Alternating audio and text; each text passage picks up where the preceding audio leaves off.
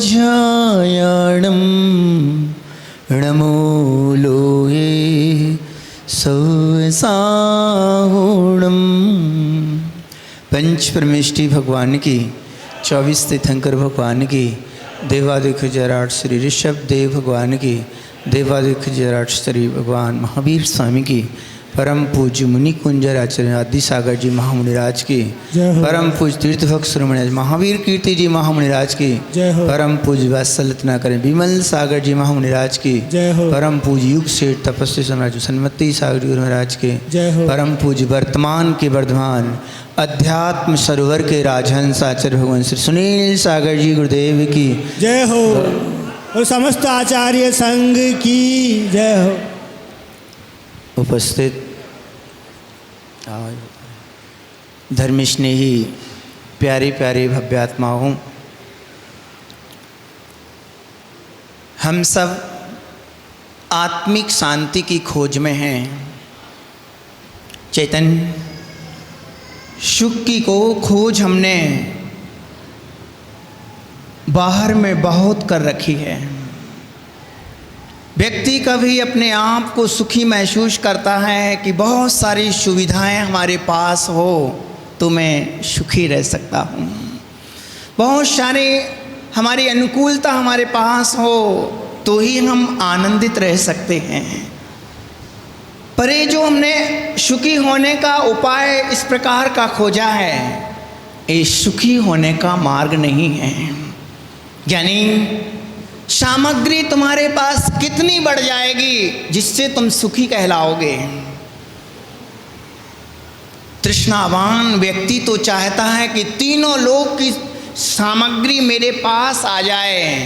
ज्ञानी पर जिनिंद प्रभु ने हम सब के लिए एक सीख दी है, तीन लोक का वैभव जिनके पास होता है, तीर्थंकर भगवान के पास तीन लोक का वैभव होता है। इतना पुण्य होता है उनके पास कि उनको ये कभी विचार भी नहीं करना पड़ते हैं कि मेरे पास इस वस्तु की कमी आ गई है, मेरे पास अच्छी चीज़ अभी एक चीज़ की कमी है। ओ हो ज्ञानी इस जगती तल के श्रेष्ठ पुण्यात्मा यदि कोई होते हैं तो तीर्थंकर भगवान होते हैं। तीर्थंकर परमात्मा जैसे प्रभु भेद विज्ञान से जानते हैं कि जो प्राप्त सामग्री है ये मुझे सुखी करने में सक्षम नहीं है, मुझे ये सुखी करने में अकिंचित कर है। यानी बाहर सामग्री मेरे लिए आनंद नहीं दे सकती है। उनने भेद विज्ञान से जाना कि पर पदार्थ पर ही रहेंगे और मेरा चैतन्य आत्मा मेरा ही रहेगा। ज्ञानी इतना बड़ा निर्णय तीर्थंकर भगवान अपने जीवन में करते हैं। आप कहो महाराज ये निर्णय तो कोई भी कर लेगा। अरे भाई ज्ञानी भेद विज्ञान की बात कहना जितना सरल है पर भेद विज्ञान की परिणति हमारी बनना बहुत कठिन है। अनंत पुरुषार्थ जिस जहाँ लग जाया करता है, भव के पुरुषार्थ जहाँ लग जाते हैं। ज्ञानियों जीवन में यदि आनंद पाना है तो भेद विज्ञान के बल पर ही आनंद को पाया जा सकता है। निज और पर की हमें एक अंतर डालने की कला कौन सिखाए ज्ञानी। आज तक तो हम इन पुद्गलों के टुकड़ों के प्रति पागल होते आ रहे हैं। हमें कौन अंतर डालने की कला सिखाएगा कि भाई जिस चीज़ के लिए तुम पागल हुए जा रहे हो वो तुम्हारे से बिल्कुल दूर ही रहती है। तुम कितना भी पर वस्तु से मोह करो पर वस्तु तुम्हारी कभी हो ना पाएगी। ज्ञानी पुण्य के उदय में पर वस्तु तुम्हारे घर में आ भी जाएगी, तुम्हारे इर्द गिर्द भी होगी, तुम्हारे अनुकूल भी चलने लग जाएगी, पर वस्तु में इतनी योग्यता नहीं है कि पर वस्तु तुम्हारी आत्मरूप हो जाए। जितने बड़े बड़े चक्रवर्ती इस दुनिया पर आए हैं उन चक्रवर्तियों के पास भी वो संपत्ति नहीं गई। क्यों? बस संपत्ति रही, जीवन भर साथ में रही, उनने उसका प्रयोग भी किया, पर वो वस्तु कभी उस चक्रवर्ती की जीवात्मा के रूप में परिणत नहीं हो पाई। ज्ञानियों, तो हम आज आकुलित क्यों हैं? आज हमारे पास दुख का कारण क्यों बना हुआ है? हम सर्वगुण संपन्न होने के बाद भी भिखारी की माफिक, भिखारी के सदृश पर पदार्थों से सुख की याचना करते हैं, किसी व्यक्ति से याचना करते हैं। जरा मेरी ओर तो देख लो, मेरी ओर तो मुस्कुरा लो। ज्ञानी, ओ हो, आचार्य भगवान को तुम देख रहे हो। ज्ञानी, जिनने निज और पर का निर्णय कर लिया है, मैं कौन हूँ, पराया क्या है। गृहस्थी जीवन में भी जहाँ निर्णय हो गया था, ज्ञानी, ये भेद विज्ञान जहाँ होता है, वहाँ फिर पर पदार्थों के प्रति उदासीनता सहज ही पैदा हो जाती है। अंतरंग में जो भी आत्मलीनता का चारित्र है, वो फिर लाना नहीं पड़ता है, वो कहीं फिर बनावट का काम नहीं करना पड़ता है, सहज ही अंतर्मुख मुद्रा बन जाया करती है। आप आचार्य भगवान को देख रहे होंगे, यहाँ दूर दूर से लोग आए हुए हैं, किशनगढ़, अजमेर, दूदू और मौजमाबाद, जयपुर आदि जगह से लोग आए हुए हैं। आप सब ने आचार्य भगवान को नज़दीक से देखा है। ज्ञानियों, नज़दीक से देखा है कि लंबे समय तक भी हम साथ में रहते हैं, फिर भी वो ज़्यादा बोलते नज़र नहीं आते हैं, व्यर्थ का बोलते नजर नहीं आते हैं। इसके पीछे कोई कारण होगा। कारण यह है ज्ञानी, जिसको ज्ञान रूपी निधि मिल गई हो, देखना कभी जो बहुत पैसे वाला होगा, जो यानी इसके पास खूब बड़ी निधि है, वो किसी को बताता नहीं है, छुप छुप करके उसका रसपान करता है। देखो मेरे पास 5 किलो सोना है, आहा, अनुभूति करता है वो। भली वो अनुभूति उसकी विषयों की अनुभूति है, पर वो अंदर छुप छुप करके उसका वेदन करता है। ज्ञानी, ऐसे ही ज्ञानी जन होते हैं जिनको ज्ञायक स्वभाव की खबर पड़ गई है, वो फिर क्षणिक सुखों के प्रति, क्षणिक उपलब्धि के प्रति आकर्षित नहीं होते और सहज चैतन्य स्वरूपों हम की भावना में उसका आनंद लेते हैं। ज्ञानियों, ऐसा आनंद शायद तुम्हें अपने जीवन में कभी नहीं मिला होगा, पर इस पर्याय में तुम आनंद को बटोर सकते हो। ज्ञानी, उस आनंद को बटोरने का सुअवसर तुम्हारे पास आया है। सबसे बड़ा अवसर मन मिलना। मन यदि तुम्हारे पास है तो तुम आत्म शांति का उपाय भी खोज सकते हो।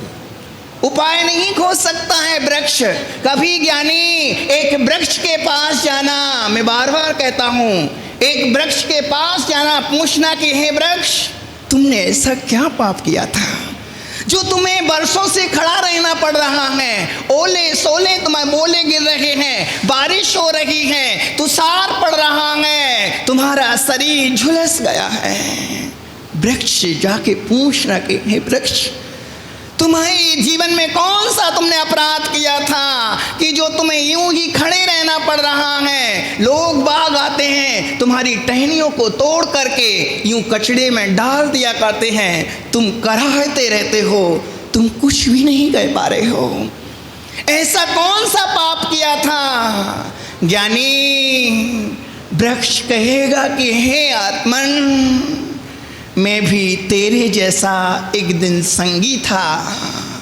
वृक्ष कहेगा ज्ञानी, मानव से कह रहा है, हे मानव, मैं भी तेरे जैसा एक दिन संगी था। यानी सोचने समझने की योग्यता थी, अच्छे बुरे की निर्णय करने की पात्रता मेरे पास थी, मेरे पास मन था।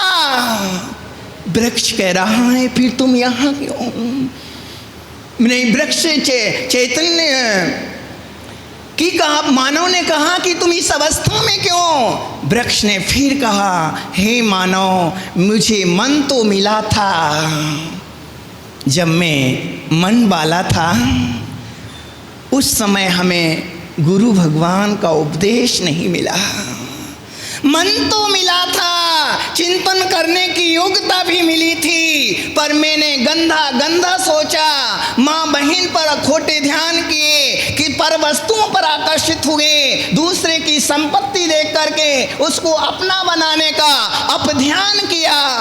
ओहो ज्ञानी, अपध्यान में हमारा कितना समय व्यतीत हो गया।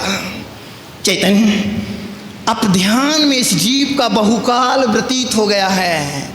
पर वस्तुओं को अपना बनाने का भाव ही अपध्यान है, दूसरे व्यक्ति के प्रति अधिकार जताने का भाव ही अपध्यान है। आचार्य भगवान कहते हैं पर वस्तुओं के प्रति आसक्ति, उनके प्रति दुर्भाव न रखना, जीव के प्रति वो अपध्यान है। ओहो ज्ञानी, मन तो तूने पाया था, पर मन से तूने खोटा खोटा सोचा। सोच तो सकता था ना, अच्छा भी सोच सकता था, पर अच्छा कहाँ सोच पाए। अच्छे सोचने की योग्यता नहीं थी। योग्यता का मतलब वो हमें ज्ञान नहीं मिला, वो गुरु भगवान नहीं मिले जो हमें ये बताएं कि आत्मा क्या है। अभी तक तो हमने यही समझा, शरीर मिला यही सब कुछ है, इंद्री मिले, इंद्री के भोग करना ही सब कुछ जीवन है। एक घर परिवार मिला, यही इसमें रमना, शादी करना और उसमें मस्त हो जाना, यही हमारा जीवन है। एक दूसरे के प्रति ईर्ष्या से जलते रहना, बस यही हमारा जीवन है। यानी कितने लोगों का जीवन ऐसे ही चला जाता है। अपध्यान में वृक्ष का जीव कह रहा है मानव से, हे मानव, मैंने खोटे ध्यान में मन लगाया, अपध्यान किया। चेतन, कर्म कहता है चिंता मत करो, तुम्हारे लिए मन मिला था, मन मिला है। यदि उस मन का तुमने दुरुपयोग किया तो तुम्हारी आगामी पर्याय, आने वाला जीवन बेमन वाली पर्याय होगी। यानी अगली पर्याय में तुम्हारे पास मन ही नहीं मिलेगा, सोचने समझने की योग्यता ही नहीं मिलेगी, यानी एक इंद्री की पर्याय में जन्म हो जाएगा। ज्ञानियों, कितनी दुर्लभता के साथ हमने अपने जीवन को सजोया है। और आज मौजमाबाद वालों का ये सौभाग्य लौट करके आया है। कितने वर्षों बाद आया होगा, आया ही नहीं पहले। कई लोग तो कह रहे पहली बार आया है, निश्चित ही है। यानी ऐसे अतिशय योगी आचार्य भगवान सुनील सागर जी का पदार्पण अब पूरे मौजमाबाद समाज के लिए एक सौभाग्य का विषय है। सभी लोगों का ये पुण्य का उदय आया है कि आचार्य भगवान का पदार्पण हुआ, जहाँ एक दिन भी जाने का अवसर नहीं था। आचार्य श्री के पास समय नहीं था, आगे में आने वाले कार्यक्रम बिल्कुल फिक्स थे, उनका बिल्कुल कार्यक्रम समय उसमें कहीं आगे पीछे हो ही नहीं सकता। पर क्या जाने किशनगढ़ वाले और अजमेर वालों का, इस दूदू वालों का क्या पुण्य योग जागा कि आचार्य भगवान का इस समय चातुर्मास किशनगढ़ को प्राप्त हुआ।